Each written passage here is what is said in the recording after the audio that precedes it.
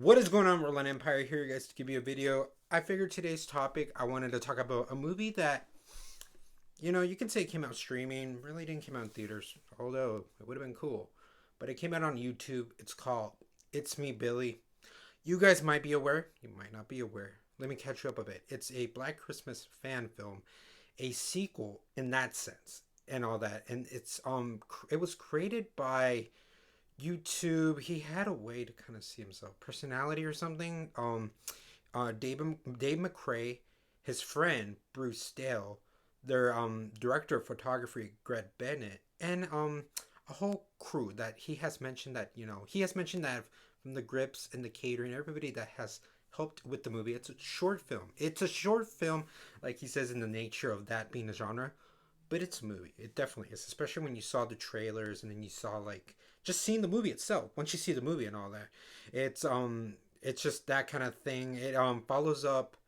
I'd have to say 40 years. I think 40 years with If you guys have seen Black Christmas, I don't want to give too much, but it's essentially like it's a babysitter invasion kind of story, but it follows a sorority of girls being stalked by someone. It's an inspiration that has followed with like Halloween and stuff. It's in that vein, but this now follows. The main character of that was Jess Bradford, played by the incredible Hussey, Olivia, Olivia Hussey and all that. Jess Bradford, and this follows now her granddaughter, so many years now, Sam Bradford, and it's all about really a granddaughter who's kind of taking, having a situation with her grandmother situation that kind of haunts now the granddaughter in a way. I don't want to spoil too much. I really don't want to spoil, but I just want to say, like, this is intriguing to see how can this pick up. It's essentially like it's like a direct sequel, but there's so many years. Do they kind of give you questions? Do they give you answers and all that?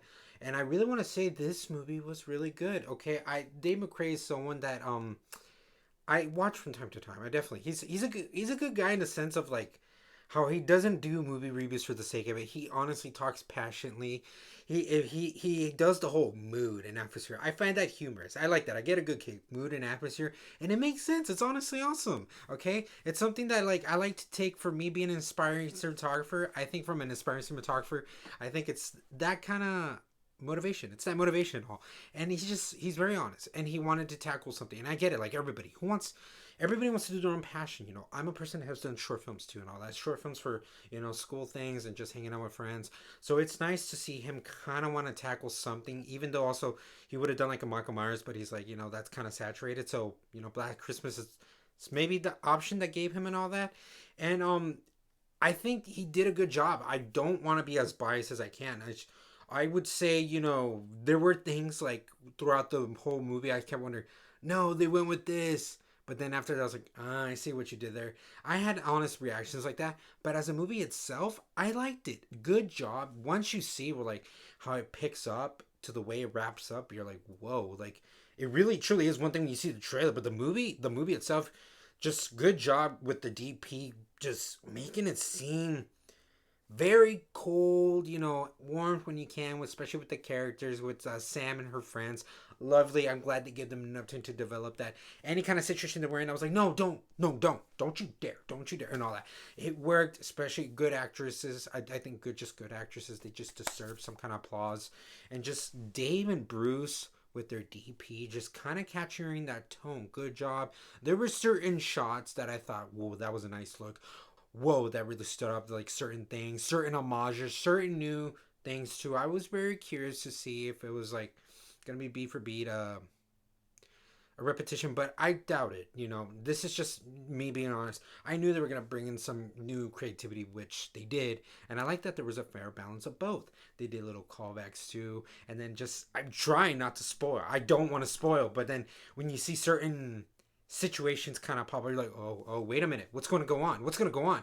And you're like, oh, okay. So, and then playing with the whole thing of what possibly could have gone on, this being a supposed sequel, you get enough to be like, oh, okay, so that's what's been going on. This is how we are now with it being, the granddaughter now. It's more the granddaughter and how she has to live on with the situation that went on with the original film, with the sequel film, and how she has her own situation.